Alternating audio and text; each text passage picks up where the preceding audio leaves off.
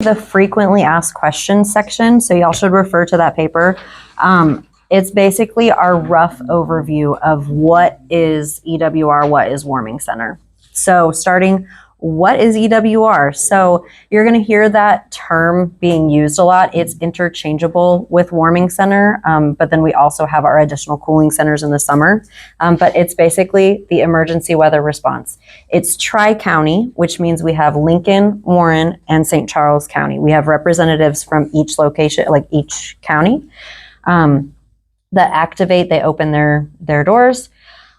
So it's all volunteer run. So everybody here is a volunteer, other than our one paid staff member, because there's a lot more hours that goes into that. But everybody else, it's all volunteer run. So your church team leads, us, the EWR people that are going to come out, everybody's just volunteers. So we began winter 2015. So it was a group of people from the continuum of care that basically were like, we have to do something. Like, there is not a safe place for people to go. And so they came together, started talking to churches, and it's just kind of grown from there. So like this last summer, we just did our first cooling center pilot program. Like we're making it grow. We're coming together. We're trying to make it as best as we can as we go along. So anyone in need of a warm place to stay in the winter can come in and stay. We don't discriminate. It's anyone that needs a warm place to stay. The general overview is that the host site, so that's going to be our churches, and then we have a couple of community sites. But so for like purposes here, like the church is going to open up. We're going to provide a dinner meal, and we're going to provide a breakfast meal.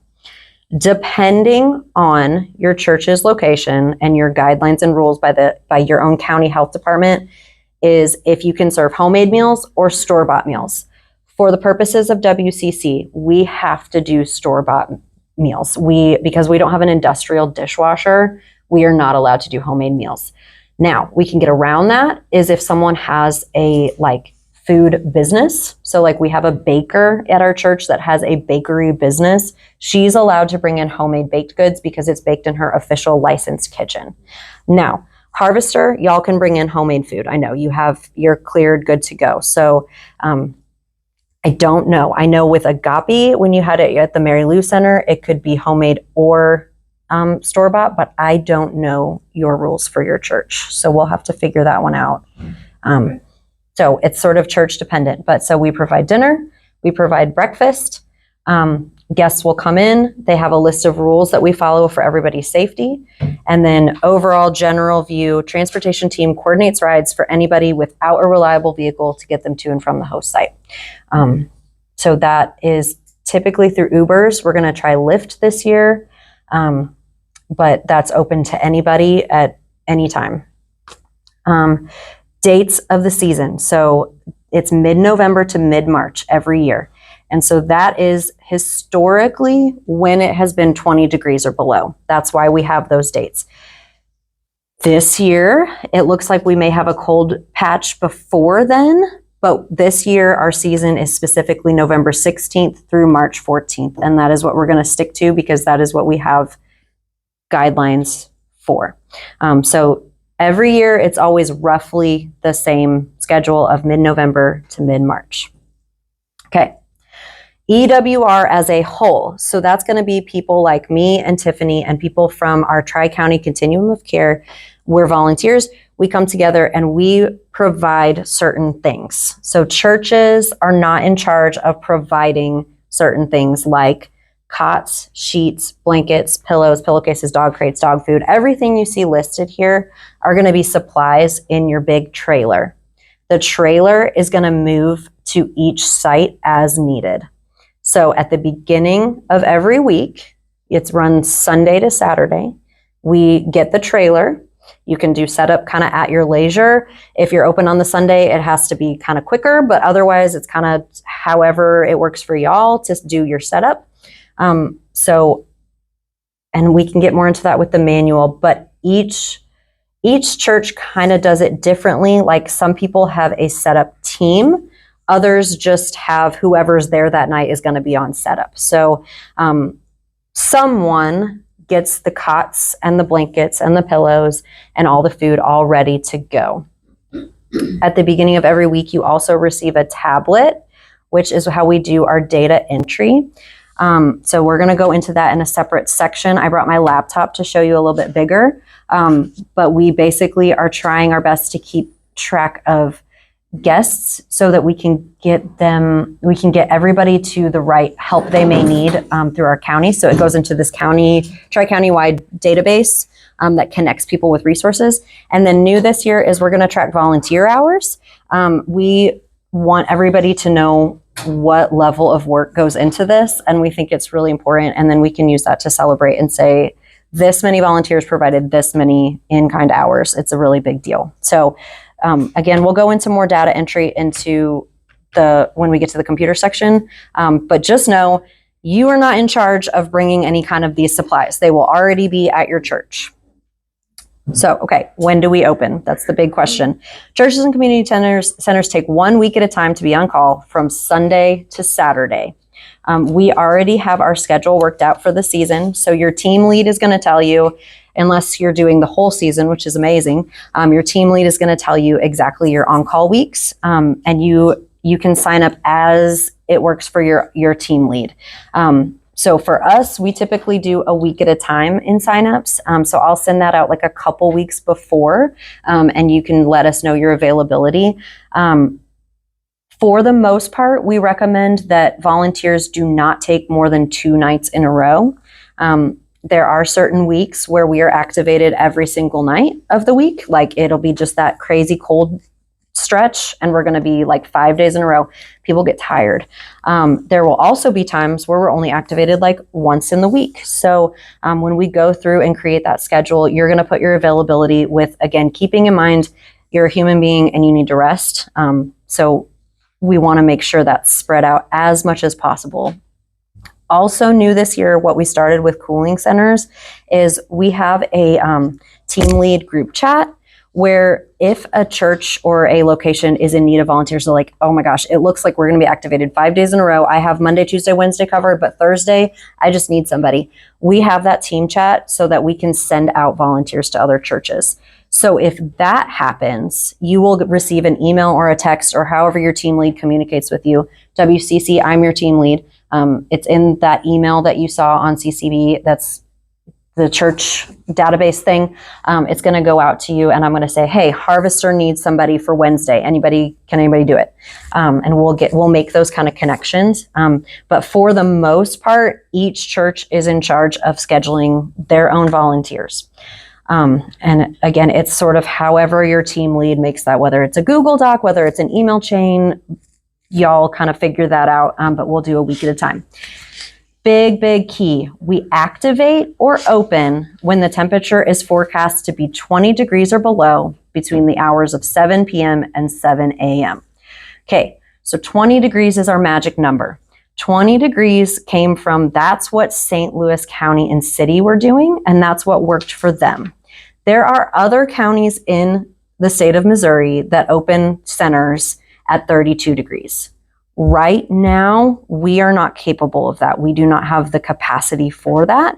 That's always an area that we look at it every year. The continuum of care looks at that temperature threshold.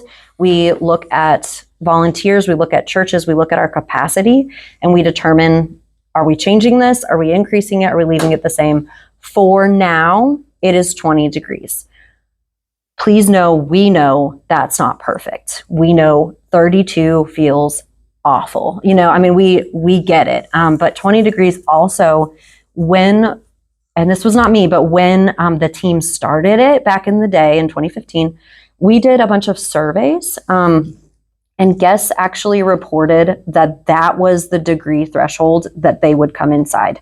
So there was those that said, you know what, if it's 32 degrees, I'm gonna figure something out. Like, I don't want to leave my stuff. I don't want to do this. I'm going to figure out another alternative. 20 degrees was consistently where everyone's like, I have no other options. I cannot be out in the cold, and this is my point. I have to come inside.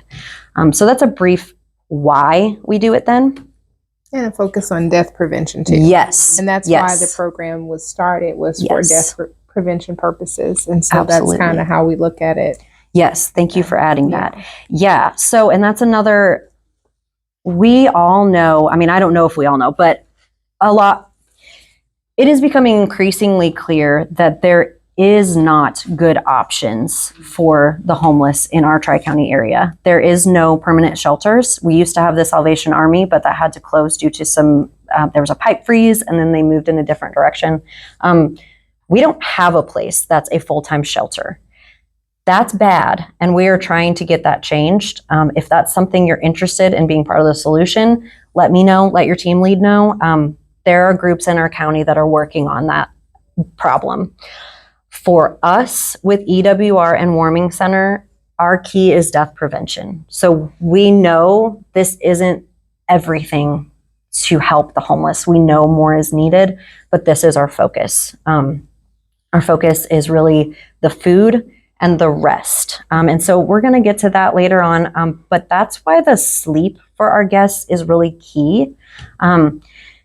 I can go into that more later, but sometimes guests don't want to go to sleep, and we're really pretty firm on that, as 11 p.m. to 6 a.m. is sleeping hours, because rest is important. So churches and team leads are going to be notified of activation by 12 noon on day of activation, and then the hotline that does the dispatch team and to get transportation, that opens at 3 p.m. Mm-hmm. So guests are not going to be able to call in until 3 p.m., but you're going to know by noon. Historically, also, we all can watch the weather. Like we know on our phones, hey, you know what? It's 20 degrees. So just be aware of that. But there is a team that goes behind the scenes. We compare different weather forecasts to try to get the most accurate one. If it is at like 21 and we're seeing others that are at 20, we will typically go ahead and open. But that's a team of us making that decision. So whatever that decision is by noon is the final decision. Then the church will open on an activation night from 9. Well, the doors are going to be open from 9 to 11. The program runs from 9 to 7. Guests cannot enter before 9, and they cannot stay past 7. Sometimes guests will show up early. It is the official policy 9 to 7. At 11, doors closed, they lock, and guests are expected to be in their beds. They are expected to remain in their beds until 6 a.m. So guests can go out. Again, this is more in the manual, so we can go into that a little bit more in detail. Guests are allowed to take their dogs out. They're allowed to go smoke. They're allowed to do kind of really whatever outside, not have a party, not have alcohol or drugs. But like for the most part, if they want to hang out, okay, y'all can do what you need to do. 11 p.m., it is bedtime, lights out, we're done. And then lights go back on at 6. We start breakfast, and guests are expected to leave by 7 a.m. Okay, what if the roads are icy or snowy? We talked about this. It seems like in the past, they may be open during more icy, snowy weather. We have made it a point in years recently and are going to continue to make it a point that on inclement weather nights, we're going to provide hotels as EWR.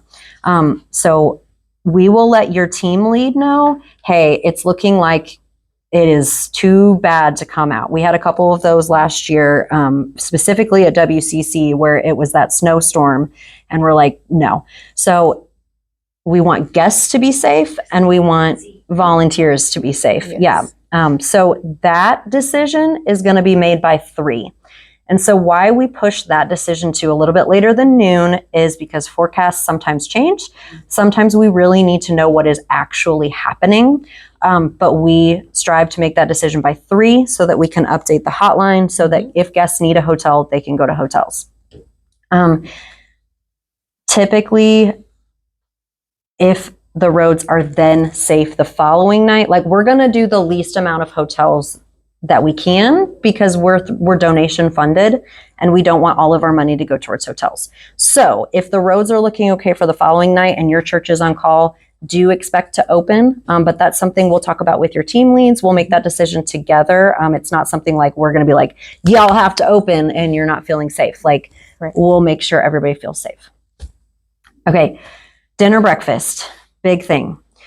So food can be store-bought or homemade. Guests typically enjoy warm food in the evening and warm coffee in the morning. The most warm food we can get, I feel like the best. So Sometimes churches do things like breakfast sandwiches. Like they'll go drive out to QT and go grab some breakfast sandwiches in the morning. Sometimes we'll do pizza at night. Sometimes if you are able to do homemade meals, it's things like casseroles. It's things like soup. Things that are warm, filling, comforting. Some churches will offer, so this is something WCC does. It's kind of up to every church, but we offer portable food in the mornings. So we offer things like protein bars, fruits like bananas, like soft fruits that guests can take with them and hopefully eat a little bit throughout the day. That's not our requirement. Guests don't have to take it with them, but if they want to, that's something we like to offer. If you need help providing a meal, so this is kind of more for team leads, but in general, if your church is like, you know what, we are not going to be able to swing that meal tonight, please reach out to us. We have 2 churches that are specifically dedicated and willing to provide meals. So one of them is Morning Star. I am super excited that Morning Star is going to be joining, but they were not comfortable to open as a host site, but I want to use them and they want to be used as meal this year. So if you need help providing a meal. Also, we have a couple of like volunteers and like life groups and things like that are more willing to, they're like good, like, hey, I maybe can't serve overnight, but I can go ahead and provide a meal. So work that out with your team lead. But if there's any concerns about meals, please reach out. Again, we want to use those churches that's their way to serve. So definitely reach out. What do guests do until 11 p.m.? This is a big question. Okay. Guests are going to be checked in on the tablet, which we'll go over in another section. Then they're going to be offered a meal. You are more than welcome as a volunteer to socialize with any guests that want to talk. Sometimes guests want to talk. Sometimes they want to talk your ear off till 11 o'clock at night. That's awesome. Like, to me, that's again a way to be Emmanuel. That's a way to be Jesus, is you're just a safe person to talk to. Like, and I think sometimes I have noticed there have been some volunteers that are maybe a little more like shy or nervous. Like, it's okay. Like, you can be shy and nervous. Like, that's not a problem. But to remember, like everyone in that room is a human being, and like there is no like us and them. It's just some people are guests and some people are hosts today. And so if you can look at it like that, and if someone does want to talk to you, that's a great way to look at it. If people don't want to talk, sometimes they just want to go to sleep. They want to rest on their cot. Even though the lights are blazing and they're on, they're like, I'm exhausted and I'm going to go to bed now. So that's fine too. They're not required to talk. Okay, that's the next step. I wanted to address really quick, I didn't put this in the FAQs, but on this section, some churches have asked, can we do a Bible study or can we do like a prayer time? I love that idea. I love the idea of prayer, certainly. It is an option. It is okay to do that. We just have to make it known that guests are not required to participate in a Bible study to participate in our program. So it can be an optional thing.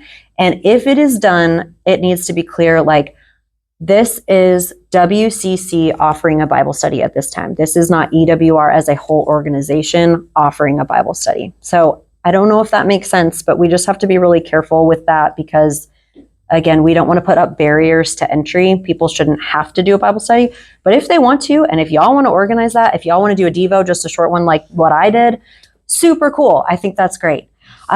In Cooling Center this summer, we had things like board games. We had things like movies. So that's kind of up to you and your church. If that's something you want to offer, do it. Go for it. Again, we're all human beings. So if we just want to hang out, if we want to play a game of cards, like, super cool. Love it. Otherwise, guests kind of just do their own thing. We do last smoke break, potty break for dogs at 10:45. So we say last call, and then guests are expected to be in cots at 11. This is very, very important. We cannot force anyone to sleep, but guests need to quietly be in their cots with volume and brightness down on their phones. We had several instances last year specifically where guests did not want to go to sleep and they wanted to stay up. And some churches wanted the guests to be able to stay up. Like, y'all, they are grown adults. Like, why can't they stay up? We understand that. We are saying the official policy is that guests need to be in their cots because those that want to rest have been being kept from resting by those that are not wanting to rest. And the main purpose of this program is death prevention, and I believe it is rest. So that's why this rule is a thing. That's why this is our policy. Again, I'm not going to stand in your church and hold your hand. So if you do something different, that's on y'all. But the official EWR policy, and for WCC, I will be in your church, is guests in bed and at least resting at 11. Big question number 2 is, what do volunteers do after guests go to bed? So y'all can kind of do whatever you want. We have a quiet area outside of the sleeping area where volunteers hang out. At least 2 people, and then we're going to go more into that in the manual, but at least 2 people need to be awake between the hours of 11 and 6 at all times in case of emergencies. Typically, we have people do things like they'll bring their laptop and they'll do some work. People have brought sewing things to like sew and knit. People bring books. Some people just chit chat all night. So you're kind of in charge of you. If you are going to be an overnight volunteer, bring whatever you feel comfortable bringing that's going to get you through the night. I typically bring books because I like to read and it's quiet. But it's really on you. EWR and churches really cannot guarantee the safety of things like laptops. We did have a theft last year. So just so you know, if you're going to bring that, that is on you to take care of and just watch on your own. So, but yeah, feel free to bring whatever you need to bring. Again, more in-depth than manual, but how many volunteers do we need? 3 adult volunteers are required on site at all times during activation. This is a big question. We prefer volunteers to be 21 or older, unless accompanied by a parent or guardian over the age of 21. We've had a couple people be like, I'm 18, can I help? Yes, but we want to make sure the official guidelines are 21. That's what was set out by EWR. And so we need like an adult with them. So that's our rules. And we have to have at least 1 male and 1 female at all times. And then the third person can be either. It's sort of just whatever is scheduled. And so that's for the comfort and safety of everyone, for volunteers and guests. Some guests don't want to talk to a male. Some guests don't want to talk to a female. So we have at least 1 of each at all times. I'm going to speak specifically to WCC in saying we divide our night we have 2 shifts. We have 8:30 p.m. to 2 a.m. And then we have another shift that comes in at 2, relieves those people and stays till 7:30. It's sort of how each church wants to do it. I know some churches have 3 people that stay all night long. I know some people have like an entry team that does like the data entry and just check in, and then they leave at 11, and then the overnight volunteer comes in. So it's kind of however you and your church are doing it. WCC, we do the 2 shifts.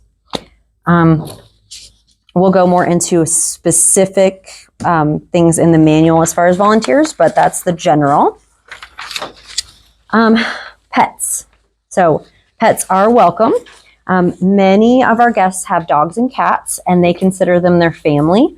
We have had guests tell us, if I can't bring in my dog, I'm not coming inside. And that's not like a hateful thing. That's like this is my family and I'm not going to leave my dog.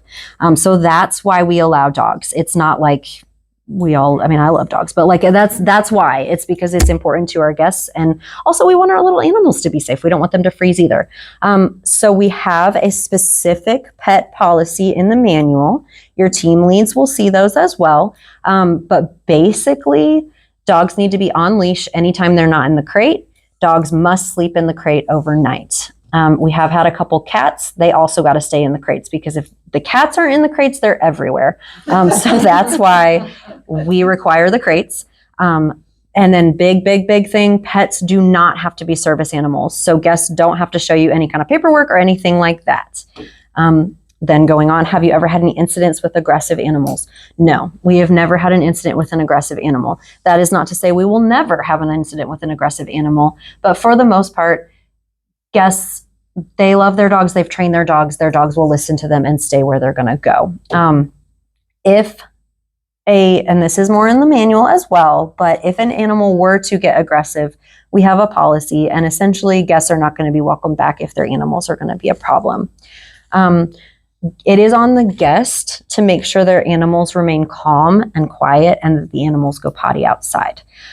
So what our job is as volunteers is if an animal is really making a lot of noise and we notice it's upsetting another guest, we will just go up to the owner of the animal and just calmly and quietly and respectfully say, we're going to need you to help your animal get calm. Is there anything we can do to help the animal get calm? That's really our only interaction with the animal, is just if it's causing a ruckus, we need to cut that out. Guests are in charge also of making sure their animals go potty outside. If there is an incident inside, the policy is for the volunteers to provide the guests with cleaning supplies. We're not in charge of cleaning up after an animal. And we talked about this today at WCC with my pastor, if an animal makes such a big mess that that the guest does not clean it up properly, you all can call in us from EWR. We'll come we will clean it up. But for the most part, guests are in charge of cleaning up their animal mess. We just provide the cleaning supplies. Last frequently asked question. Have you ever had any violent guests or any dangerous situations? No, with a caveat. We have had unruly guests and we have had guests that have been disrespectful. We have never had a violent situation, and I don't think we felt in danger. But we have policies and procedures in the manual for if a guest were to become violent or if we feel in danger. This year, when we started this with Cooling Center, team leads are going to be communicating every week with each other. So we had an incident. I'm just going to give a brief example. We had an incident this summer with Cooling Center where a guest shoved another guest. That was reported in the team lead chat, and all the other team leads were made aware of it. We, as an EWR team, determined that guest was not welcome back. We went through a bunch of steps. It was a long story of how we got there, but we determined he was not welcome back. We let the team leads know, and that was so. Long story short, everyone is going to be more in the loop with each other this year. The team leads should all know what's going on. So if we have a guest that, hey, they were unruly at Harvester, now it's at Wentzville Christian, and they are once again unruly, that's being tracked and that's being weighed into the decision of EWR of consequences for the guest. So no one this year should be going in blind. Your team lead's going to know, hey, we need to watch out for Joe. Okay. Or nope, we've had no issues. Joe's welcome, all is well. So hopefully that makes sense. Again, that's a really brief overview, but those are our frequently asked questions. So do you have anything to add on this section? I don't think so. I think that was pretty good. Okay. All right. So we're going to end this section and move on to the next one.